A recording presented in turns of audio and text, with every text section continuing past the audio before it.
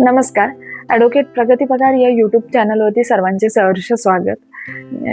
आपण यापूर्वी वेगवेगळ्या विषयांमध्ये माहिती बघितली आणि रिअल इस्टेट क्षेत्राशी संबंधित असल्यामुळे मला बऱ्याच वेळा हा प्रश्न विचारला जातो, की जर रेरा एजंट रजिस्ट्रेशन करायचं असेल, तर त्या संदर्भात प्रक्रिया ती काय असते? तर त्याच गोष्टींचा उलगडा करण्यासाठी आज आपण जमलो आहोत.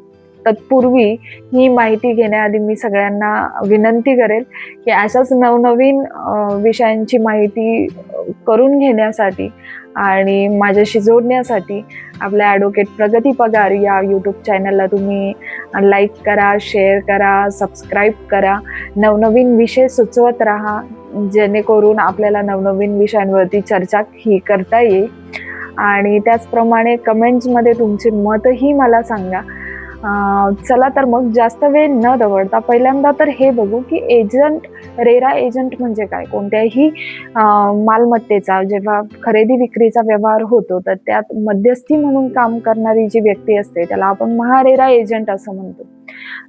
2023 पूर्वी एजंट रजिस्ट्रेशन विषयी खास अशा तरतुदी नव्हत्या. मात्र 1 मे 2023 रोजी शासनाने एक परिपत्रक म्हणजे महारेराने एक परिपत्रक काढलं, की ज्याच्यानुसार एजंट रजिस्ट्रेशन सर्टिफिकेट म्हणजेच कॉम्पिटन्सी सर्टिफिकेट हे अभ्यासक्रम पूर्ण करून आणि परीक्षा देऊन नोंदणीकृत करून घेणं अनिवार्य झालं, म्हणजे कंपल्सरी झालं.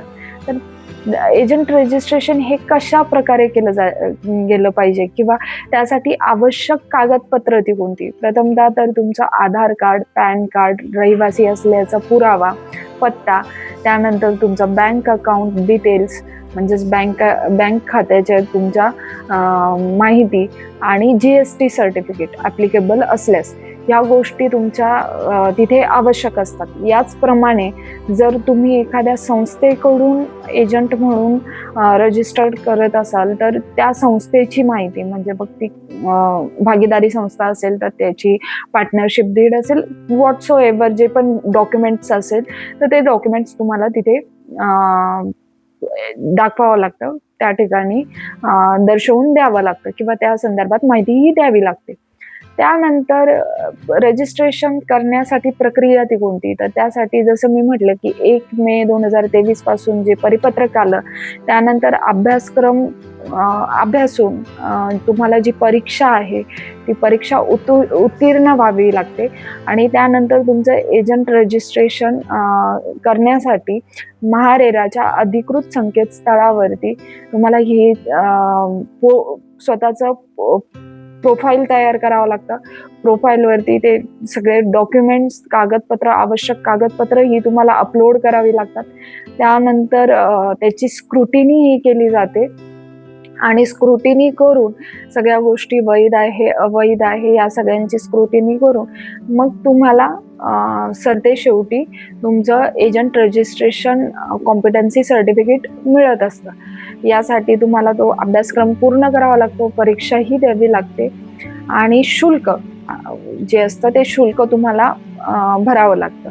तर यासाठी शुल्क जे आहे, जर वैयक्तिक व्यक्तीसाठी असेल, व्यक्तिगत स्वरूपात तुमचं 10,000 पासून शुल्क हे सुरू होत असतं, जे वेळोवेळी शासनाच्या आदेशानुसार बदलत असतं आणि 10,000 पासून ते एखाद्या संस्थेचं असेल तर ते 1 लाखापर्यंत जाऊ शकतं अंदाजे.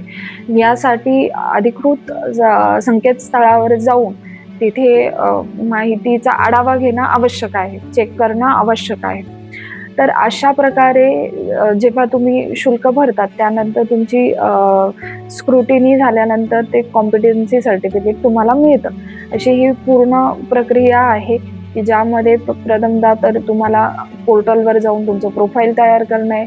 त्यानंतर तुम्हाला तिथे तुमचे आवश्यक कागदपत्र अपलोड करणं गरजेचं आहे. त्यासाठी तुम्हाला अभ्यासक्रम कंप्लीट करून परीक्षा देणं अनिवार्य आहे आणि सगळ्या गोष्टींचा एकंदरीत स्क्रुटिनी झाल्यानंतर, फेर तपासणी झाल्यानंतर शुल्क भरलं आहे की नाही ते बघितलं जातं. शुल्क चेक केल्यानंतर मग तुम्हाला कॉम्पिटन्सी सर्टिफिकेट हे मिळत असतं.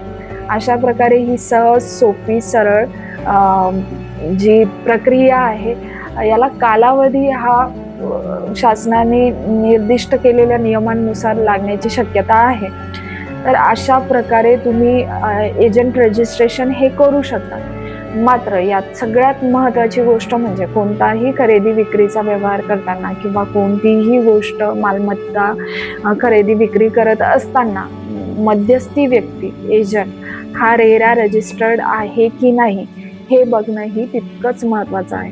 त्यामुळे जेव्हाही सामान्य व्यक्ती खरेदी विक्रीचा व्यवहार करत असते किंवा एखाद्या एजंटच्या हस्ते ती गोष्ट करत असते, तर तो एजंट हा रेरा रजिस्टर्ड आहे की नाही हे पण आपण तपासून बघितलं पाहिजे. तर मला वाटतं की मी या विषयासंदर्भात आवश्यक ती माहिती तुमच्यापर्यंत पोहोचवलेली आहे. अशाच नवनवीन माहितीसाठी खाली कमेंट सेक्शनमध्ये मला विषय तुम्ही तुमच्याकडनं सजेस्ट करत राहा, ज्याच्यावर आपल्याला पुढच्या भागात व्यवस्थित चर्चा करता येईल. तोपर्यंत कायद्याची माहिती ठेवा, सजग राहा, सतर्क राहा, स्वतःची काळजी घ्या आणि आपल्या YouTube चॅनलला असाच तुमचा प्रतिसाद असू द्या. धन्यवाद.